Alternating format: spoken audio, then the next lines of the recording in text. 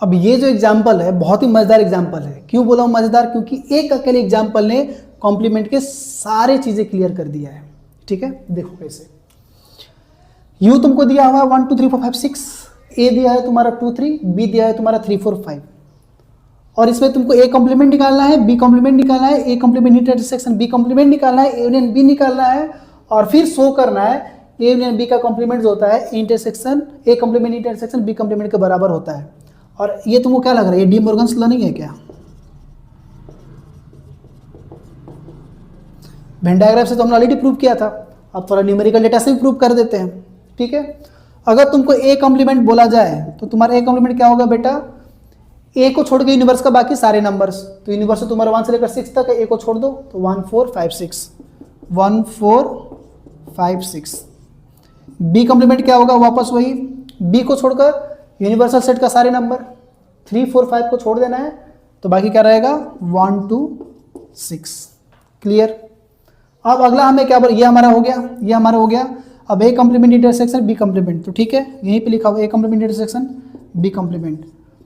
इन दोनों में क्या इंटरसेक्शन है? A complement intersection B complement, दोनों में कुछ इंटरसेक्शन है क्या? तो बोलोगे हाँ सर है ना, 1 है और 6 है, तो लिखो 1,6। क्लियर? ये भी मैटर सॉल्व हो गया। अब ए यूनियन बी निकालना है। हाँ, ए यूनियन बी का मैंने क्या सिखाया था? ए का सारे एलिमेंट्स लेना है, बी का सारे एलिमेंट्स लेना है, लेकिन रिपीटेशंस नहीं करना है। ठीक है भाई, तो ले लो ए यूनियन बी तुम्हारा क्या हो गया? ए यूनियन बी तुम्हारा हो गया 2 3 4 और 5। क्लियर बात? बोलोगे सर बिल्कुल क्लियर हो गई।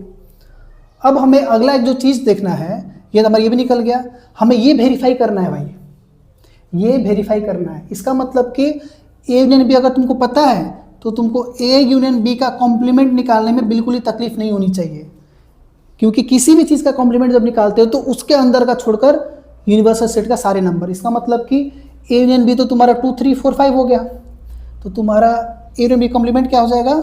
तो 1 बचा इसमें और 6 बचा। क्लियर? तो ये तुम्हारा मान लो ये 1 हो गया और ये मान लो तुम्हारा 2 हो गया, मैंने मान लिया ऐसा। तो 1 और 2 में देखोगे तो देखो तो ए यूनियन बी का कॉम्प्लीमेंट 1,6 और A complement intersection B complement का भी कितना है? 1,6 है। तो ये लॉ प्रूव हो गया। तो क्या लिख सकते हो?